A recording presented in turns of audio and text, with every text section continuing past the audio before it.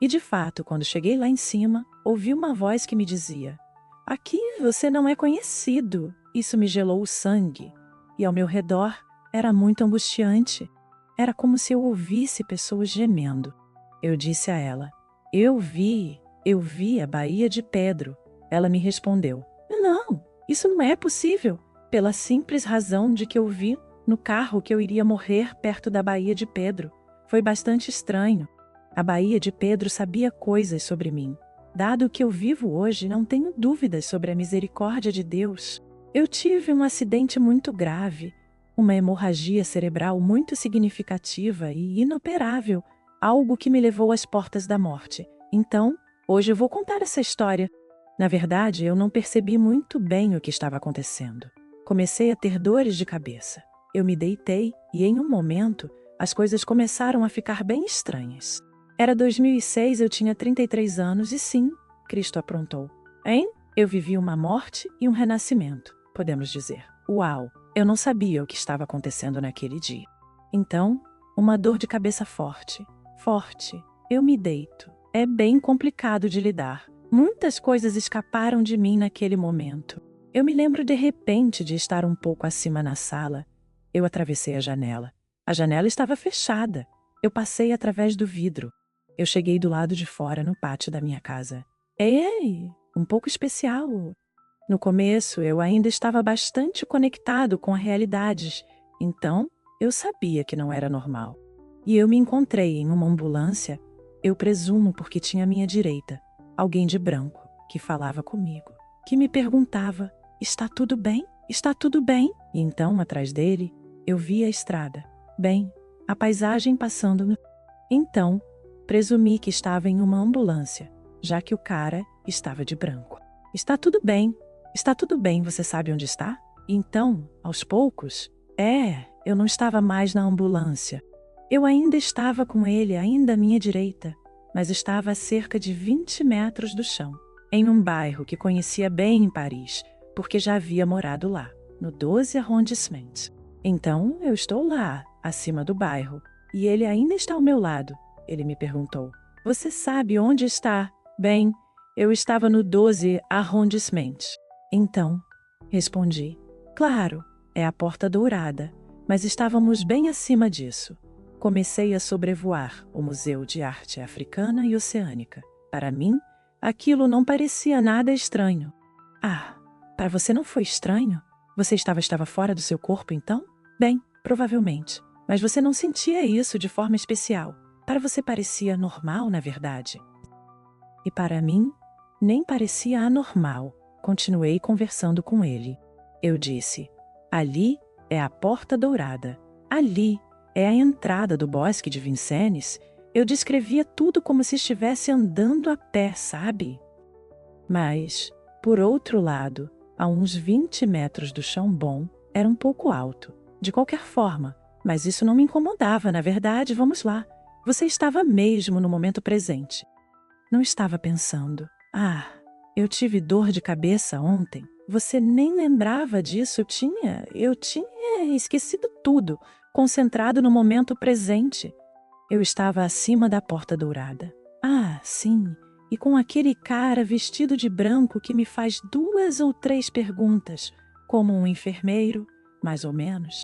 Sim, eu realmente pensei, porque no começo ele me pergunta: "Tudo bem? Você sabe onde está?" Imagino que, se ele fosse um enfermeiro, deve ter se perguntado se eu ainda estava consciente, fazendo perguntas, para saber se eu sabia onde estava. Bem, eu não sabia onde estava. Eu estava acima da Porta Dourada. E quanto a um sonho, por exemplo, é um pouco como quando sonhamos. Ou é exatamente como quando sonhamos. Ou é exatamente como quando sonhamos. Eu realmente me senti como em sonho. Quando você avança e não consegue avançar, sabe? Você vê, mas não vê de verdade. Você ouve, mas não são exatamente sons. Na verdade, não sei se aquele cara estava falando comigo. Não sei se aquele enfermeiro era um homem, já. Eu não sabia se ele falava com palavras que eu ouvia ou se estávamos nos comunicando de outra forma. De qualquer jeito, estávamos tendo uma conversa, ok? Isso é certo, estávamos conversando. Um anjo, talvez? Bem, Em um momento, eu me perguntei isso depois que voltei. Quando acordei, eu disse para Dinati: tem uma história maluca para te contar envolvendo a história de um anjo. Se você for até lá, você vai. Então, esse personagem, vamos chamá-lo assim. Esse personagem, vamos chamá-lo assim. Esse personagem começa a me perguntar: você já esteve aqui antes? Eu disse para Dinati: sim, eu morava aqui. Então, estamos conversando, e em certo momento, a situação fica um pouco desconfortável. Eu sinto menos a presença dele. Sinto que ele ainda está ali, mas não fala mais. E ao meu redor é muito angustiante. É como se eu escutasse pessoas gemendo. Sentia que havia muitas pessoas ao redor, não grudadas em mim, mas muitas pessoas no ambiente, sempre mais ou menos na altura do chão. Mas eu não estava mais prestando muita atenção ao chão. A paisagem tinha desaparecido. Eu não via pessoas. Ouvi sons um pouco distorcidos, muito angustiantes, como um pesadelo na realidade. Sem paisagem, sem ninguém me falando, sons estranhos ao redor, tudo acontecendo em câmera lenta, como sons se sobrepondo. E quanto à visão, o que você via? Mais escuro? Não, mais claro, sem imagem. Mas mais claro, mais sons e sensações. Sons e sensações muito angustiantes. Você disse. Então, intuitivamente, eu me movi para cima. Parecia mais silencioso, surpreendente. Ok, naquela época eu não era crente. Bem, eu já fui crente antes porque fui criança. Estudei numa escola de freiras, então eu tive, de qualquer forma, uma educação religiosa. Ok, mas eu estava muito longe de Deus naquela época. Por exemplo, você ia... Bem você. Não veja, você não tinha. Às vezes eu rezava quando tinha um problema. Senhor, sim, de uma forma distante, sabe? Sim, realmente uma crença meio distante, entende? É isso. Lembro que o Senhor já existia na minha vida. E naquele momento, você se lembrou da fé. Na verdade, não muito. Não. Isso passou completamente despercebido por mim. Ali, eu não tinha mais nada para me agarrar. Você estava realmente no momento presente, sem pensar no resto. Exatamente. Eu estava no presente muito angustiante, sem pensar no resto. Ah, caramba! Então, eu não vi a luz no fim do túnel. Pode ser que não aconteça com todo mundo. Mas lá em cima parecia mais pacífico, talvez mais claro, menos barulhento. Então, instintivamente pensei que precisava subir. Não sei muito bem como consegui subir. Eu me agitei um pouco, como quando você está na água tentando voltar à superfície. Então, tentei me elevar um pouco. E aí, senti claramente que estava atravessando essa camada angustiante, que era realmente uma camada, é a palavra certa. Então, comecei a sair um pouco dessa camada. Ufa, está um pouco melhor agora. Comecei a ver um pouco de luz, silêncio. Tudo estava indo bem. Avancei e, de fato, quando cheguei lá em cima, ouvi uma voz que dizia: aqui não te conhecemos? Ufa, isso me congelou até os ossos. Ah, meu Deus, congelou até os ossos. É ainda mais difícil que os gemidos de fato. Ah, sim, para de falar sobre isso e sumi. Oh, eu estava. Droga, aqui eu desci, ufa, como um grande peso, sabe? Que... Oh, lá, desceu de novo. Então, eu desci na aterrorizante camada com todas aquelas pessoas que... Eu coloquei isso novamente. O que é, é. E não me fiz perguntas se era o inferno. Se era o purgatório? Isso eu. Eu me perguntei isso muito tempo depois. Depois? Depois. Então, aqui estou eu de volta na camada de gemidos e angústia. Você que desceu de novo, na verdade, era tão. Essa frase era dura. Na verdade, é isso, essa frase. Você queria fugir da frase. Isso te foi.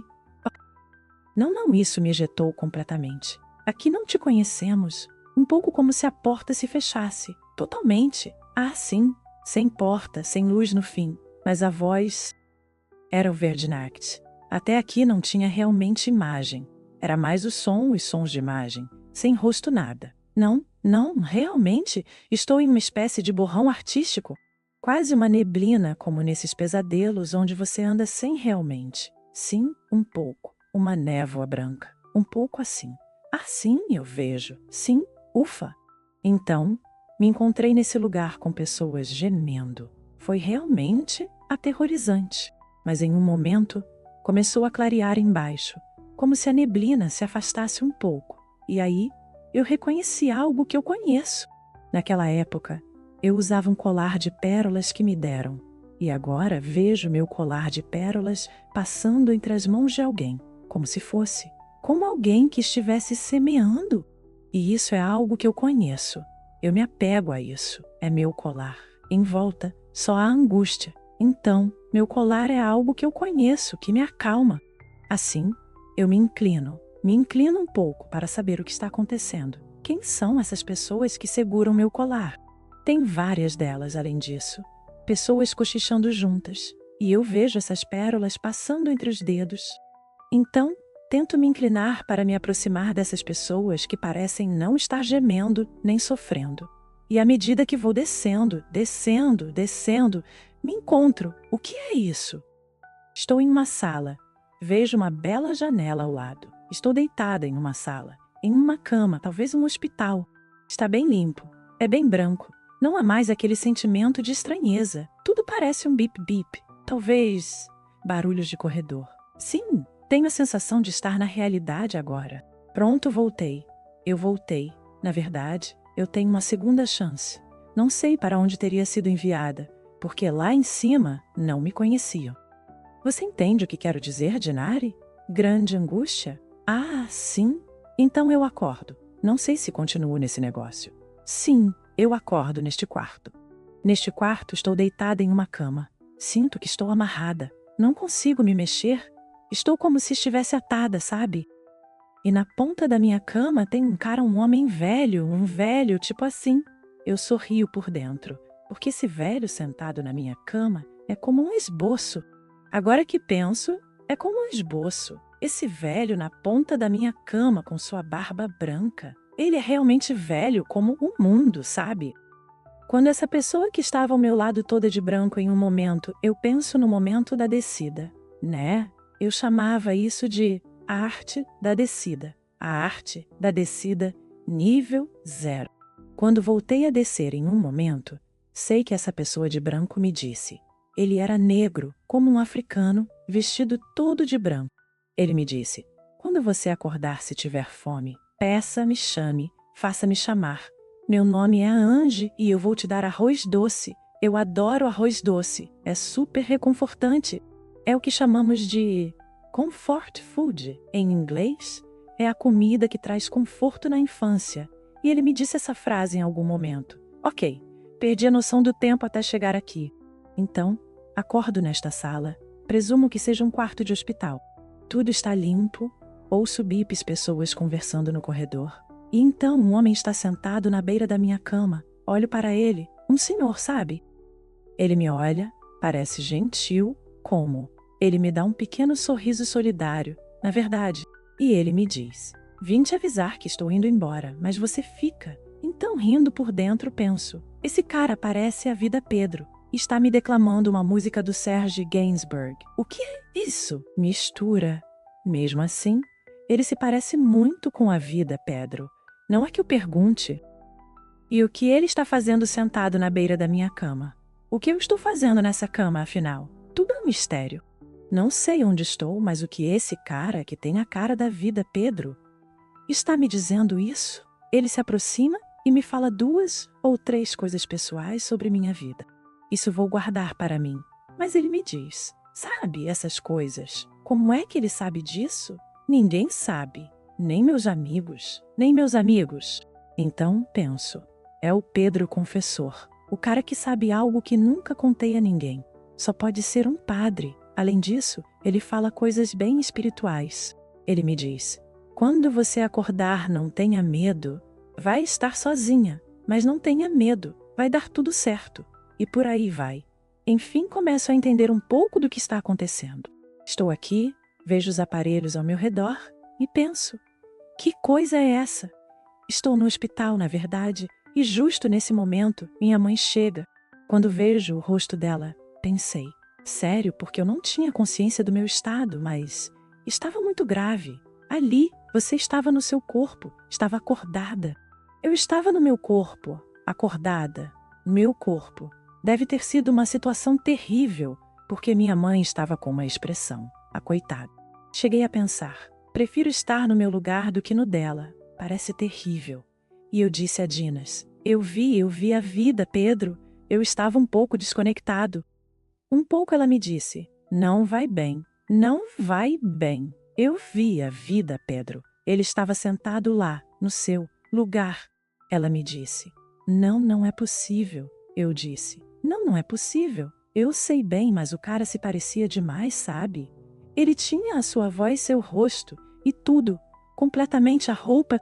Ela me disse, não é possível, pela simples e boa razão que eu ouvi no carro que ele tinha acabado de morrer. ABPP. Pedro. Ah. Então, depois disso, eu pensei, eu fico e ele vai embora. Isso é meio que um filme, tudo isso. Um pouco como vocês. Poderíamos nos encontrar. Vocês se cruzaram naquele trecho. Nós nos cruzamos. Eu acho que é isso que eu penso. Ainda mais porque descobri muito mais tarde que o Abade Pedro tinha algo com sua fundação em Charenton-le-Pont, que era exatamente onde eu estava passando por cima. Você sabe, a Porte Dorée é Charenton-le-Pont, a floresta de Vincennes, tudo isso. É o bairro. E ele costumava morar em Noachialeme, eu acho, com sua secretária, em Charenton-le-Pont. Portanto, é provável que, se pudermos visitar as pessoas antes de partir, talvez ele tenha ido ao encontro da sua secretária para se despedir. E foi ali que nos cruzamos, sobre o Museu Africano. Sim, muito estranho. Então isso, na verdade, eu não sei. Eu realmente penso, ainda hoje, 17 anos após ter cruzado com o Abade Pedro. Excelente, foi bastante estranho. O Abade Pedro sabia coisas sobre mim, coisas hiperíntimas. Como se tivéssemos acesso, na passagem da morte, a certos conhecimentos. Talvez de fato. E eu acho que temos acesso a certos conhecimentos, porque eu mesmo, ao voltar, tive acesso a conhecimentos bastante alucinantes. Não tudo foi diminuindo aos poucos. Durante um ano, eu fui sujeito a coisas realmente paranormais, mas totais. Sim. Se você fizer um programa sobre o paranormal, poderia me convidar. Você tem alguns exemplos assim? Bilocação, coisas de louco. Eu sabia muitas coisas. Sim, eu conhecia muitas coisas. Minha mãe frequentemente me dizia, eu me pergunto como isso, aquilo. E eu tinha a resposta na hora. Era como se eu estivesse pegando algo que estava ali, 20 metros acima. Eu realmente sentia que estava conectado a algo que me permitia acessar informações. Todas as informações do mundo estariam armazenadas lá. É assim que eu percebo. Ok, é estranho. É isso. Eu não vi a luz, mas tive algumas coisas estranhas. Em março. Sim, é louco. E depois, como foi? O que aconteceu nas semanas, nos meses que se seguiram e nos anos depois? No começo, foi horrível. Foi extremamente difícil. Fiquei no hospital por 7 meses. 7 meses. Sim, porque antes, sua homem. Quanto tempo durou então? Minha UEI durou 13 dias. Você acordou depois de 13 dias, na verdade. Mas quanto tempo você sentiu que tinha passado? Também 13 dias. Você achou que isso ia passar. Eu não tinha noção alguma do tempo. Nenhuma noção. E até hoje, tenho um grande problema com o tempo. Não tenho nenhuma sensação de tempo. Ok, não entendo por que estou aqui, enquanto o tempo não passa. Sim, desde a época da OMI, em especial. Desde então, não tenho mais noção de tempo. Como se tudo fosse o presente. Tudo está congelado. Eu tenho o presente, o passado e, pior ainda, o passado não é mais um tempo, mas um lugar. Posso explicar isso de uma forma simples. Digamos que os lugares onde vou, onde estive no passado, sinto que ainda estou lá agora. Então, o presente no passado seria um presente eterno, só que em um outro lugar. Como se ainda fosse presente, talvez aos olhos de Dinael. Você já sentiu isso no passado, talvez possamos dizer. como se tudo estivesse questionado. O tempo não era linear, como podemos pensar. O tempo era realmente um espaço, em vez de um tempo. Ah, sim!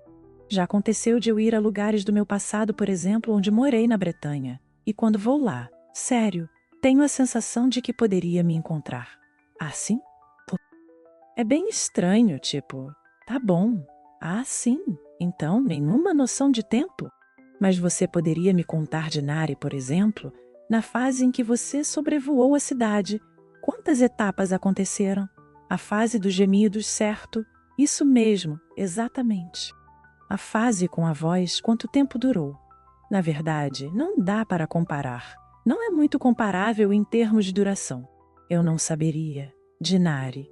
Mas me pareceu longo, porque era complicado. Você queria sair de lá? Eu queria sair de lá. Quando me disseram, já faz 13 dias que você está aqui, não sabemos onde. Eu fiquei tipo, uau! Me pareceu longo. 13 dias. Não tive a sensação de que passei 13 dias. Então, você estava dizendo que havia um antes e um depois. O que aconteceu depois? Então, os 7 meses no hospital, como foram? Bem, para começar, aconteceu algo muito estranho, sim. Foi quando acordei e percebi que estava no hospital, que a enfermeira estava lá. A primeira coisa que aconteceu foi que havia uma enfermeira sentada ao lado da minha cama, provavelmente a enfermeira de plantão, e eu ouvia o que ela pensava. Isso é super estranho. Não vi luz no fim do corredor, mas vi coisas muito bizarras. Por exemplo, essa enfermeira estava sentada ao meu lado, e eu a ouvia como se ela estivesse falando. Dessa vez, foi realmente como se eu ouvisse a voz dela, e ela dizia: se não é triste deixar as pessoas nesse estado, era melhor elas morrerem, embora ela não abrisse a boca, na verdade. E eu pensei, mas poxa, que coisa cruel é essa que ela está pensando? Ah, sim, e eu a observava e ainda ouvia seus pensamentos. Ela dizia, pensava em coisas realmente muito superficiais, tipo, mais 2 horas e eu vou tomar um café. E como você sabia que ela estava pensando? Mas ela não falava porque não movia a boca, por exemplo. De fato, ela não movia os lábios. E o que eu comecei a ouvir eram exatamente pensamentos, sabe? Mais 1 hora vou tomar um café. Não lembro exatamente, mas sei que em um momento ela disse: mais 1 hora e eu vou tomar um café. E eu vi a sala de reunião onde ela iria tomar café. Eu sabia que não era real. Você estava realmente conectado ao espiritual, sabe? Um pouco como os dinossauros, bem. Um pouco como os anjos que podem ler pensamentos, atravessar paredes, tudo isso. É como se você tivesse acesso a isso, na verdade, durante os primeiros meses. É isso. Bem, durante as primeiras semanas, talvez. Não sei quanto tempo durou. Eu fiquei 7 meses no hospital. Tive tempo para viver uma série de experiências estranhas. E vocês conversavam. Você se perguntava por que tinha essas experiências estranhas? Você começou a questionar o significado disso? Bem, eu comecei a pedir para a família parar com a morfina, porque era tão estranho. Parei com a morfina, fiquei em total pânico. Foi horrível. Eu via coisas assustadoras, de tudo. Ah, sim. E em um momento, a enfermeira disse: não, não é morfina, é seu cérebro se reestruturando. Vai levar um tempinho. Minha irmã entrou no quarto num momento. Ela me perguntou: como você está? Eu respondi: está horrível, está horrível. Estou me sentindo sob drogas. Drogas pesadas, algo super potente. Eu realmente estava em outro mundo. Ela me perguntou: mas há quanto tempo? Eu respondi desde o começo. Eu havia acordado em uma realidade absurda. Aliás, quando minha irmã entrou no quarto, eu estava conversando com uma enfermeira e perguntava: aquele que falou sobre o Hollett? É. E então, ela disse: não, não tem ninguém assim aqui. Eu respondi: mas tem sim. Vocês devem ter um enfermeiro, ele é negro. Isso era tudo que eu conseguia lembrar dele. Eu não lembrava do rosto só de um cara negro com jaleco branco. E ela disse: não tem ninguém assim neste setor. E nesse meio tempo, minhas 2 irmãs entraram no quarto. Sim. E minha irmã mais nova, ou minha irmã mais velha, não lembro, disse: se existe um anjo, nós o vimos? Então eu respondi: é isso mesmo, ele está aqui. Vai vir me confortar, sabe? É o único que me entende, que sabe o que eu passei. E a enfermeira disse: não, não tem ninguém assim aqui. E uma das minhas irmãs, Dinat, disse: sim, nós o encontramos no parque do hospital e ele nos disse: Dinat, sua irmã vai acordar, ela vai sentir fome, ela vai comer. Uau! Ele estava realmente focado em comida. É meio que podemos. Não sei bem como você interpreta isso. É, por exemplo, um anjo que assumiu forma humana, aparência humana, para te confortar e também confortar suas irmãs? Claramente foi isso. Não sei por que ele apareceu como um africano vestindo um paletó branco. Bem, o paletó branco pode ser algo angélico pela questão da cor branca. Mas, na verdade, eu realmente pensei que era um anjo que tinha assumido forma humana para vir nos confortar. Umas às outras. Uau! Pois é, eu nunca mais o vi depois disso. E Hollet, você entendeu isso depois? Ou foi mais porque você... Era um prato de que você gostava quando era criança, por exemplo, que te confortava? Sim, sim, sim. Era a parte que trazia conforto. Era sua Madeleine de Proust, não é? Talvez um pouco reconfortante, talvez. Sim, e além disso, bem, eu não consegui comer por um tempo. Além disso, foi porque eu não conseguia engolir por causa da sonda e tudo mais. E provavelmente essa história do Hollet quer dizer... Comer quer dizer... Engolir quer dizer retomar um pouco, ainda que seja o sinal de que existe uma esperança de que as coisas vão melhorar, sabe? Que vão melhorar fisicamente. No começo. Sim, não foi fácil. Não foi nada fácil. Então, essa foi a pausa do anjo. Isso é... Pois é, eu realmente vi o Padre Pedro. Vi um anjo, vi o Padre Pedro e lá em cima me disseram: nós não te conhecemos aqui. E quando acordei, na minha mesa de cabeceira, vi uma Bíblia, porque minha família é religiosa. Minha mãe orou muito por mim. Isso pode nos iluminar sobre a importância da oração. A oração, talvez fosse isso que eu tinha visto. O colar de contas que estava por perto. Era um terço, na verdade. Isso mesmos. Provavelmente era. Porque você disse que tinha um colar de contas antes. Era um terço? Mas você não sabia que aquilo se chamava terço, não é? Era realmente um colar? Era mesmo um colar. Isso mesmo. Sim. Mas na verdade, talvez esse colar de pérolas tenha me levado de volta aos últimos momentos da minha vida. Porque eu o usava quando tive meu acidente. Provavelmente eu ainda deveria estar usando. A pessoa que me presenteou estava ao meu lado. Foi essa pessoa que chamou os serviços de emergência. Então, talvez o colar de pérolas também fosse a conexão com os últimos momentos, com as últimas pessoas. De qualquer forma, hoje, quando olho para o colar de pérolas, vejo um terço. Porque me disseram que rezaram muito por você. Toda a minha família rezou, meus amigos. De fato, você via no momento em que aquelas pessoas iam passando o colar, seus entes queridos orando. Na verdade, é isso que você revisita depois, certo? É isso que eu revisito hoje. De fato, era a imagem, a parábola, não sei como dizer, a imagem da oração. Talvez seja assim que isso se materializou na minha mente, passando o terço como se fosse um colar de pérolas. De qualquer forma, graças à oração, eu voltei.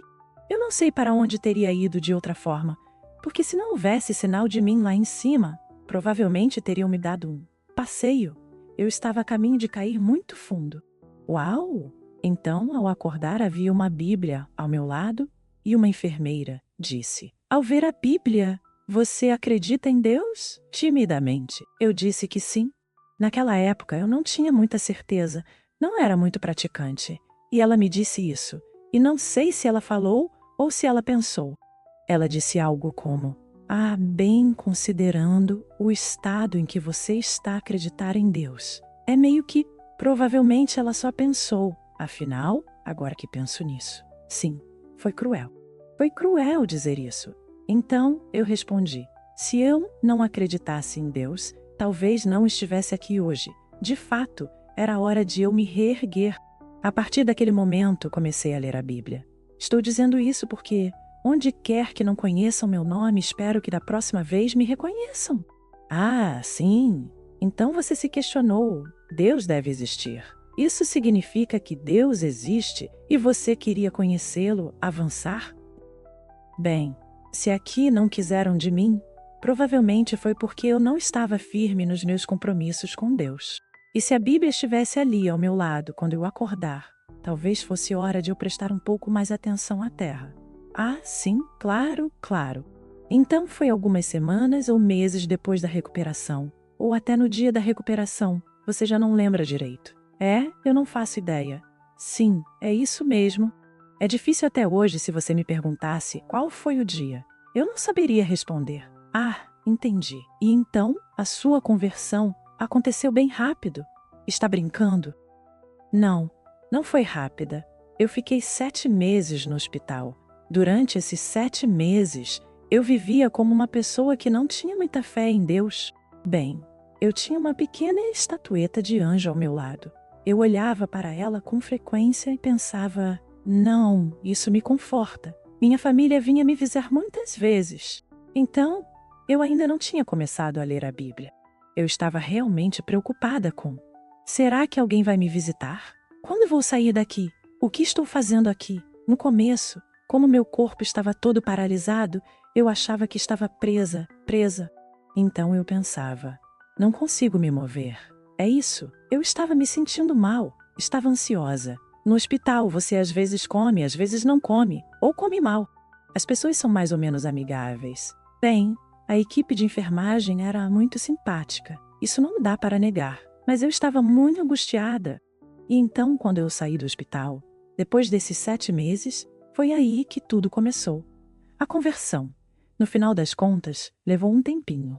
Apesar de tudo, no hospital eu falava bastante sobre Deus, porque tinha consciência de que Ele existia. Eu sabia que tinham orado por mim, e isso era muito importante. Conheci um homem na cafeteria, um africano, o Senhor Deus, porque ele era legal. E eu disse: olhem, Leon, não precisa orar por mim. Toda a minha família já ora por mim, reze pelos outros.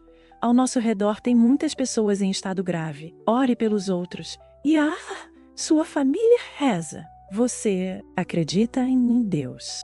Então, começamos a conversar sobre Deus na mesa. E isso não é algo muito aceito nos hospitais. Era uma unidade de cuidados continuados. Não era um hospital normal. Era um centro de cuidados continuados. E ali, eu comecei a falar de Deus para todo mundo. Isso é super importante, é uma verdadeira esperança. Para mim, de forma estranha, isso me sustentava. Então devia sustentar todo mundo. Assim eu falava sobre Dinael para todo mundo. E então, um dia alguém me disse: ei, precisamos parar de falar sobre Dinael. Admito, é importante, de qualquer forma, falar sobre Dinael num lugar assim. E eu realmente tentava defender a minha ideia, porque isso me dava esperança. E com isso, falávamos sobre Dinael. O Medina, o cozinheiro, veio conversar conosco. Ele disse: oh, que bom, vocês são crentes. Isso também o deixou contente. Eu disse: temos que falar sobre isso com todo mundo. As pessoas gostam. E então, levei um puxão de orelha. Disseram-me: se vocês falarem sobre Dinael na cantina, as coisas não vão acabar bem. Vamos ter que deixá-los sozinhos no quarto para comer. Uau, está chovendo lá fora. Então, eu disse: eu não vou ficar sozinha. Estarei com Dinael. Pois é. E aí, eles disseram: ela é inabalável. E então, Dinael se tornou a minha força. No começo era Jesus ou Dinael, mais genericamente. Eu tinha deixado Dinael um pouco de lado, porque na nossa conversa era sobre Dinael ou não. Estávamos falando com um muçulmano que disse: nosso Dinael se chama assim, qual é o nome do seu Dinael? H? Assim eu falei sobre Dinael e lembrei daquela frase: nunca estamos sozinhos porque estamos com Dinael. E eu lancei isso: eu não vou ficar sozinha. Estarei com Dinael. E sim, passei um tempo com Dinael ou com Jesus? Não sei muito bem. E ao sair depois de 7 meses, não tinha muitos amigos em casa. As pessoas estavam um pouco. Era complicado. A mala Dinai, o acidente. As pessoas ficaram um pouco assustadas, então muitas se afastaram. E o único amigo que estava realmente presente era alguém que era um grande crente. Ele era um guerreiro da oração. Jesus, Jesus, em todas as situações ele dizia: Cristo, Cristo, se Cristo, isso. E então, um dia, ele veio me ver, eu estava em um estado dramático, estava paralisada. Não sabia onde estava, se estava no hospital ou em casa. E o Ben chega e me diz: se a sua cruz estiver pesada para carregar, confia a Jesus. Eu disse: bem, isso vai ser mais ou menos uma responsabilidade a mais para mim, Jesus. Há muito tempo que não falo muito com ele. Fazer com que ele carregue minha cruz é meio ousado, não é? Ele me olha e diz: se há muito tempo, ele ficará feliz em te ver. E naquele momento, desesperada, eu disse: ah, Jesus, vem em meu socorro. Estou paralisada, não tenho mais amigos, não consigo lidar com nada. Socorro! E menos de uma semana depois, eu estava de pé, começando a andar, fazendo progresso. Eu senti alegria, uma alegria sobrenatural. Eu não tinha renda, eu era um peso para minha família. Não conseguia andar, não conseguia comer. Eu estava realmente no fundo do poço. Você me fez perder tudo. No fundo do abismo. E você sentiu que foi levantada por Jesus. Ah, quando eu disse: Jesus, ajuda-me a carregar minha cruz. Se você quiser, não acho que seja legal pedir isso a alguém com quem você não tenha muita intimidade. E ali, mas era a alegria sobrenatural. Eu estava sempre alegre. Vamos nessa, vamos lá. Uau! Mesmo parecendo louca por fora, sendo que eu não era necessariamente uma pessoa corajosa antes. Uau! Mas agora, coragem ao cubo. As pessoas realmente ficavam surpresas. E essa alegria, ela jamais te abandonou desde então? Ou você ainda era muito alegre? Hoje também sou alegre. Sim, é impressionante. Não, é uma alegria sobrenatural que nunca me deixou. Mas hoje eu leio a Bíblia regularmente. Eu a estudo todos os dias. Tenho uma verdadeira conexão com o Senhor. Sou crente, praticante, rezo. Sinto uma presença verdadeira. E na igreja também católica, afinal, veio primeiro a etapa Jesus e depois a etapa igreja. Ou isso aconteceu simultaneamente. Porque no começo, talvez não fosse o protestantismo. Não, de jeito nenhum. Sempre fui católica porque estudei em escola católica quando criança. E minha mãe era católica por causa do casamento dela na França. Eu não éramos católicos, mas não éramos realmente praticantes. Acreditávamos em Deus. Um pouco assim, sabe? Mas agora Deus está realmente presente. E Jesus super próximo, sabe? Maria, eles estão super presentes hoje. Sempre que eu quero, não quero incomodar. E como eu quase nunca tenho problemas. Bem, eu me conheci o joelho, você fala de um problema, não é? Mas glória a Deus eu sigo em frente. Não, é verdade. É como se eu dissesse a Jesus: toma as rédeas da minha vida. Não quero mais controlar nada. Eu me entrego assim, na verdade. Toma as rédeas da minha vida. Não quero mais controlar nada. Estou numa situação difícil. Faz de mim o que quiser. E eu disse: entregar isso a Jesus não é arriscar muito, porque sabemos que Ele é bom. Uau! Hoje, como você revisita esse evento? Bem, o próprio acidente. E depois podemos falar sobre ele, mas primeiramente o acidente. Bem, isso de fato mudou sua vida, porque hoje você tem mais dificuldades para andar. O acidente realmente mudou minha vida. Tenho muitas dificuldades para andar. Meu lado esquerdo está paralisado. Tenho alguns problemas cognitivos de equilíbrio. Bem, tenho coisas um pouco muito constrangedoras.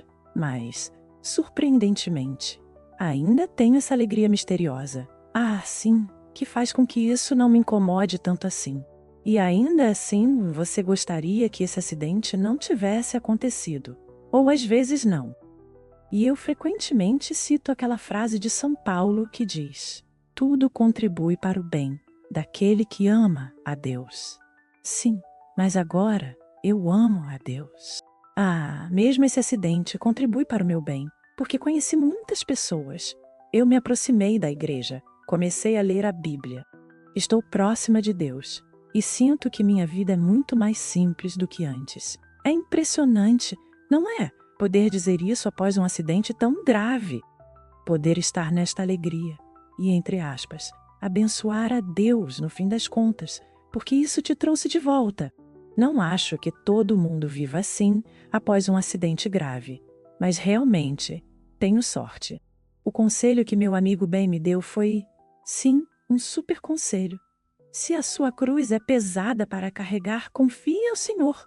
Uau! E eu pensei a princípio, não, eu não vou fazer isso. É ousado, mas na verdade, sim, eu estava tão desanimada. Saiba que isso é um conselho de modo geral para aqueles que nos escutam. Bem, se temos grandes sofrimentos, devemos confiá-los como você recebeu. Você realmente sentiu, na verdade, que foi liberado a partir daquele momento, quando confiou sua cruz. E imediatamente, na mesma hora, foi algo extraordinário, foi milagroso. Uau! Ali, o milagre aconteceu. Ah, sim, é realmente impressionante. E a Amy em si, você voltou a refletir sobre ela depois, especialmente depois de ter uma experiência mais intensa novamente na igreja com Jesus? Isso te ajudou a entender melhor essa Amy? Sim, sim, sim.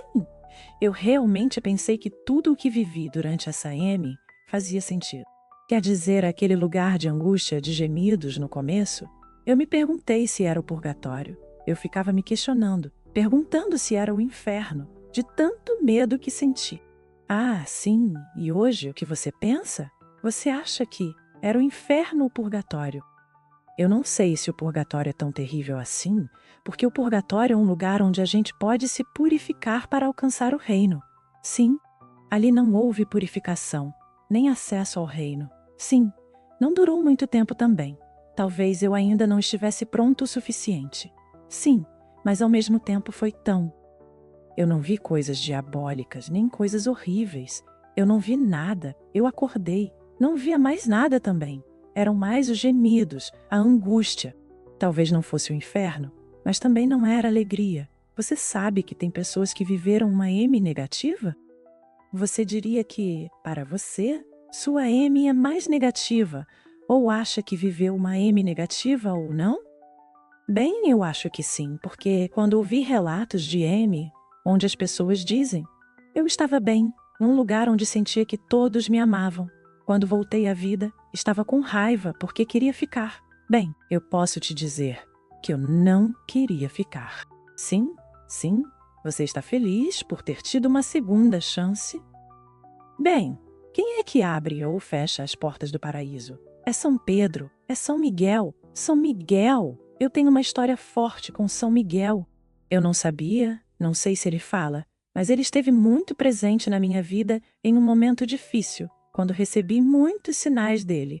Isso poderia ser o tema de outro testemunho. É enorme. Sim, com prazer. Vamos fazer um vídeo também sobre os anjos. Eu voltarei. Tenho 2 anjos.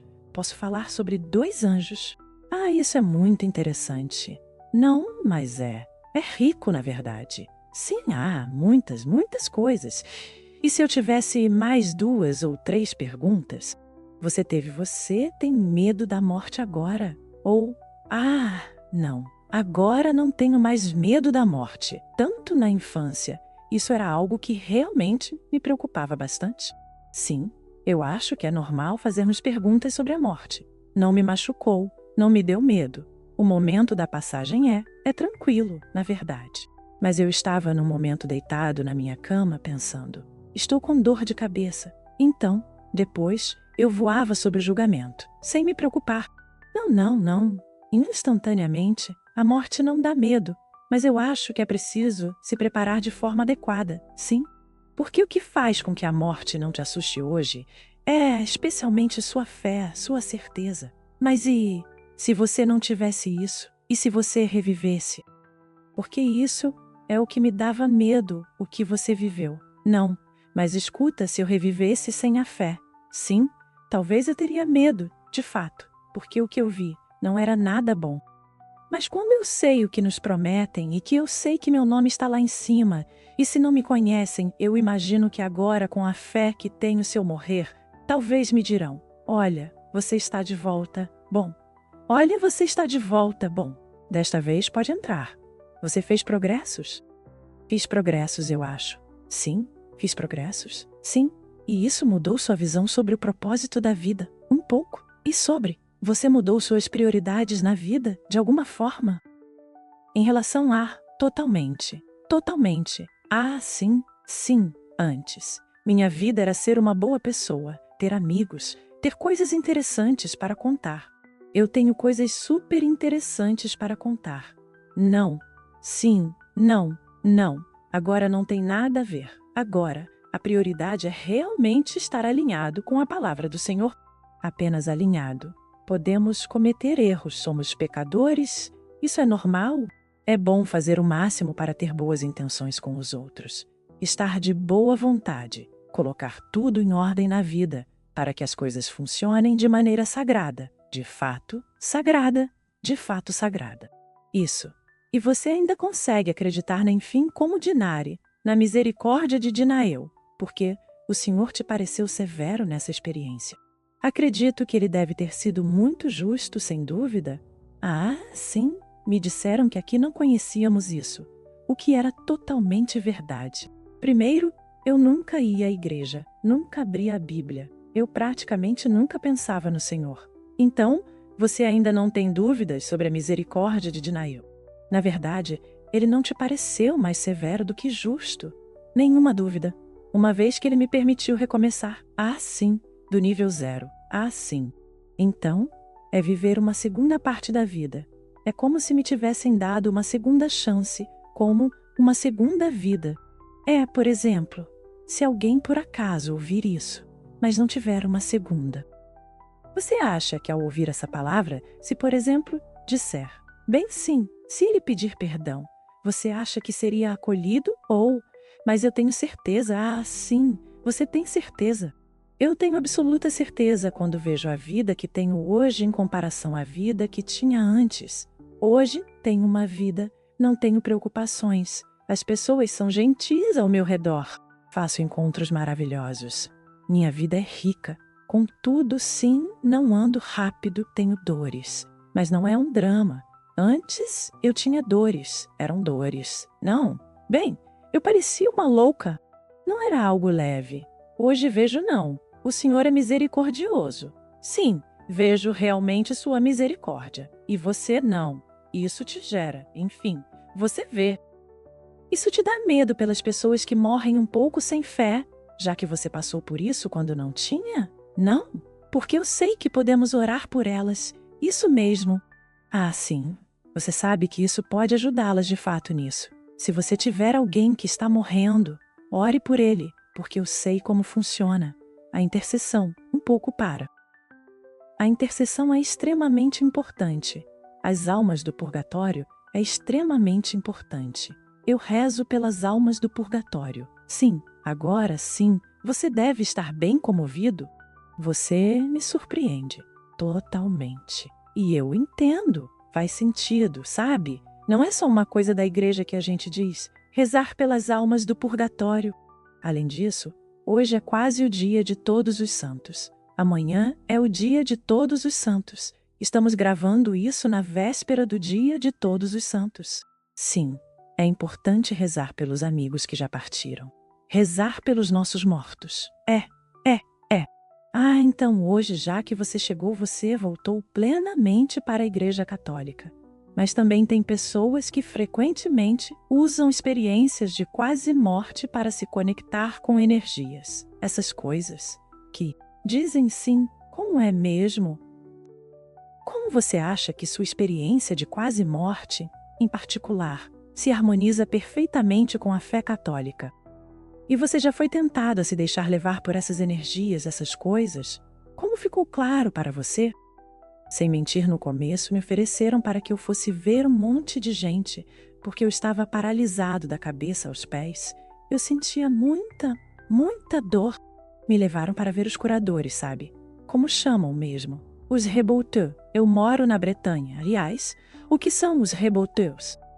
Um reboteur é alguém que realinha os ossos manipulando, sabe? Isso é, ou como os médiums, aqueles que cuspem fogo. Não, não exatamente. O reboteur ainda está mais ou menos dentro do que é necessário. Mas bem, mesmo assim, me ofereceram ir ver curandeiros, um magnetizador, e no começo eu fui ver. Eu estava com dores tão intensas. Chamamos isso de dores neuropáticas.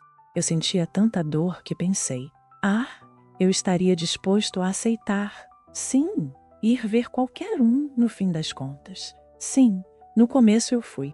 Mas na verdade, com o tempo, não é tão bom assim ir ver um reboteur e essas coisas. Não é a melhor ideia. Não, isso me parece ruim. E em relação à fé católica e à sua experiência de quase morte, isso te parece. Sua experiência de quase morte parece se encaixar perfeitamente com a fé católica. Ou tem pequenas coisas em que você pensa, como será que isso tudo se concilia? Afinal, isso já te trouxe dúvidas sobre sua fé ou sobre a fé católica? Ou de jeito nenhum? Pelo contrário, isso se encaixa perfeitamente. Não sei se você entendeu o que quis dizer. A questão é que a misericórdia em si não me fez duvidar de nada, já que estava num lugar que me parecia o purgatório. E as portas do paraíso me foram negadas, porque, de fato, eu não estava totalmente puro para entrar.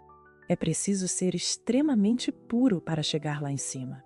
E ao voltar, considerando o que vivo hoje, não tenho nenhuma dúvida sobre a misericórdia de Deus. Minha fé católica foi muito fortalecida por essa experiência, porque estou ferida, sofrendo, mas extremamente feliz e confiante. Não tenho mais dúvidas. E mesmo que às vezes venha um golpe duro, sei que não é Deus quem o traz. Agora você quer saber, se Deus existe, por que a guerra no mundo? Muitas pessoas pensam isso, mas não é Deus quem causa isso. Sobre a guerra no mundo hoje, eu sei que Deus é misericordioso, que Ele intervém. Ele intervém em muitas situações. As pessoas não percebem. Tem gente. Você troca apenas um sorriso, um olhar, uma palavra. Na verdade, tem uma frase para dizer. Se você é alguém que está lutando contra a morte, alguém realmente doente, precisa orar. É preciso orar com fé. É preciso se dedicar com fé. É preciso se dedicar. E não apenas orar mentalmente, mas orar de verdade com o coração. Mesmo que isso signifique desabar em lágrimas e clamar, piedade, por favor, piedade, socorro. Isso pode funcionar. Obrigada, obrigada, a você, obrigada.